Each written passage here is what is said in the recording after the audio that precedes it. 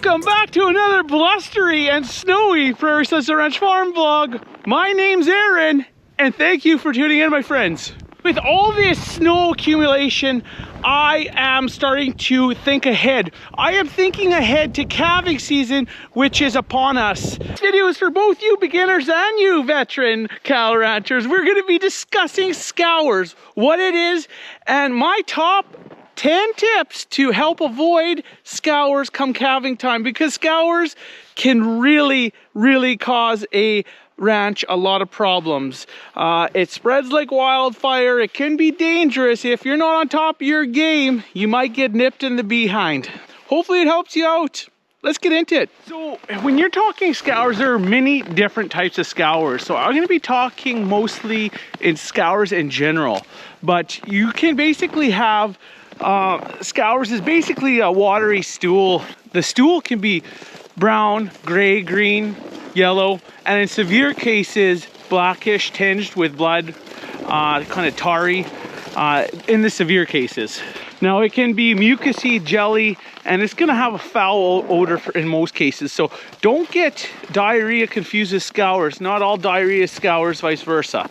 But SCOURS can be very dangerous to any calf. On this farm in the past, we have had issues a little while back with coccidiosis. So basically our calves were presenting very ill, dehydrated, but their stools were blackish. They'd have some red flakes in it from the intestinal wall that that bacteria is destroying, causing dehydration and illness in the calf.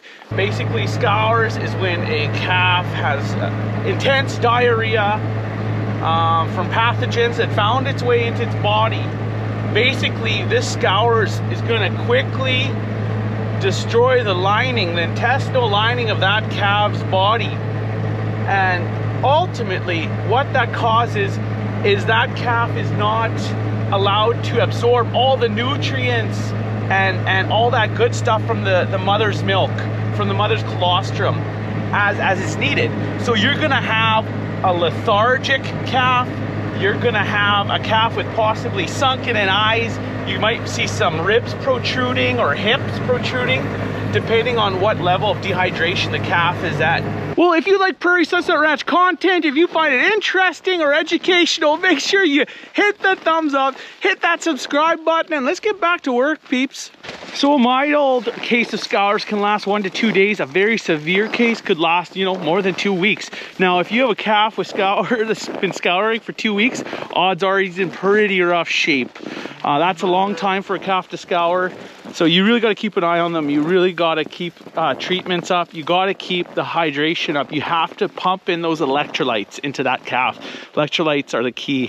What's the course of treatment if I do get SCOURS in my calf herd? Well, in many cases, antibiotics can be used. Antibiotics, there's many of them, but I'll touch on a couple common ones. Oxytetracycline or amoxicillin, sorry. Those are two very common treatments with antibiotics. We use sulfa. We use sulfa liquid formula in the liquid form. So I like using the sulfa. It worked good in the past. Haven't had to do it in many years, but I don't know. We're getting prepped for that. It might get wet here this spring. Now, when you're talking SCOURS in general, well, Aaron, what can I do to prevent them? I'm going to give you a list of my top 10 tips. Top 10 tips to prevent SCOURS on your farm from ultimately impacting your calves and impacting your herd's health and production of that herd. Tip number 1. Tip 1 is a clean calving facility, a clean calving area for the cows and their calves. This is paramount. That area that they're calving in should be kept dry. It should be kept clean. Now, if you do get SCOURS, I'd highly recommend you clean it right out. Use lime and move those animals out of there. Tip number 2. Keep the cow-calf pairs moving. Don't keep them in the same area for a long time.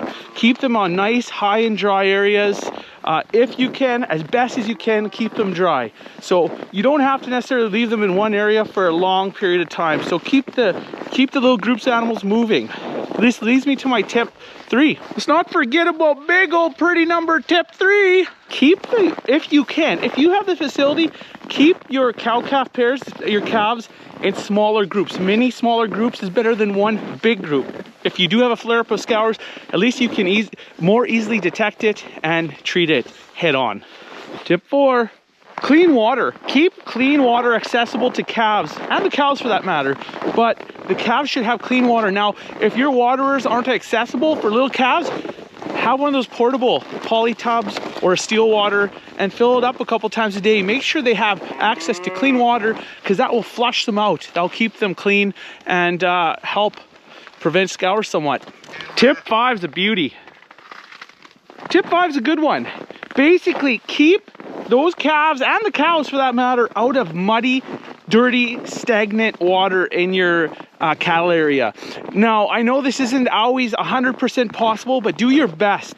If you can fence off or keep them out of where there's stagnant, algae bloomed water or really dirty manure infested water, keep them away from that. You don't want the cows drinking from there. That will help you a bunch. Tip 6, it's a good one. Now, this is one that some guys might agree with, might not, but tip 6. Tip 6 is I like to keep the calves in similar age groups. For example, I don't want a 1 week old or 2 week old calf with a 1 month or a 1.5 month old calf. So we keep them in smaller groups appropriate to their age. So we keep them together depending on their age. Those cows and calves will be in separate groups. Basically, keeping them in the same similar age group will stop those older calves from infecting the younger calves. Lucky, tip number 7. That's a 5 out of 2. Diatomaceous earth. I love this approach. We use diatomaceous earth on this farm like crazy. We use it on the garden, we use it on the cattle, we use it on the sheep, etc., etc. However, we also use it in scour prevention in calves. Basically, we put it in all the calf creep areas so they can access it and eat it, free choice. By the end of the year, we're going through half a 5-gallon pill. Great thing is, you know they're taking it in because they get a white nose, white lips, and they absolutely love it. But the key here is feeding it free choice right off the hop. Get it into them early, and I'll tell you, do your due diligence, do your research. Diatomaceous earth, it's amazing, amazing natural product. Look into it. Who doesn't like tip number 8?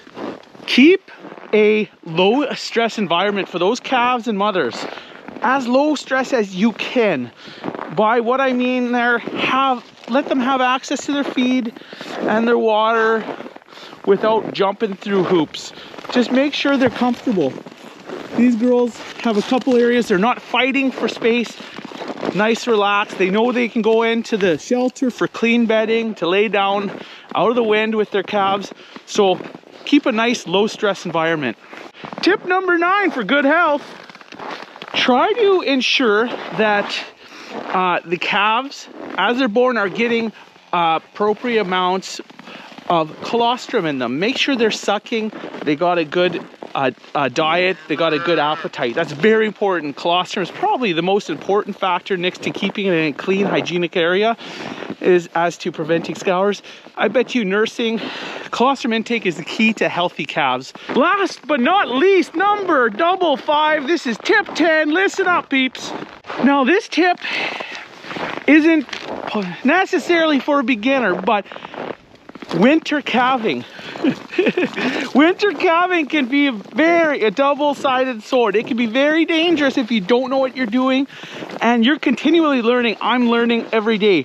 However, if you have the facility, if you have the know-how, if you have the drive to do it in the winter, I think winter calving is great as it keeps the disease rates down.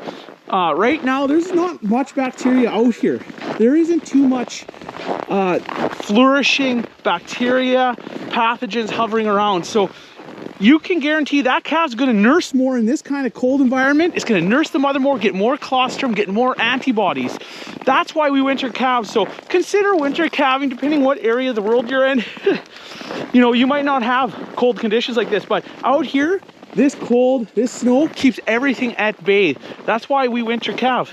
You know, it's extra work, but those guys do stay fairly healthy if you can keep them born in a nice, warm, dry environment, you're golden. Well, I hope you enjoyed this video. I hope you found it helpful or interesting. The tips I passed on to you are tips that I go by. So you can definitely add to the list, you can take away from the list, but there's a good reference starting point for you for when you're talking about calving and preventing scours on your cattle ranch. So there you go, people. I hope you enjoyed it. Let me know in the comment box below if I missed something or something you would add or take away. Well, that's enough talking beef with you. I am throwing in the towel. This is Aaron signing off. We will see you next weekend with an all-new Prairie Sunset Ranch farm vlog. Be there or be square. Bye, friends. Bye for now. Have a great week.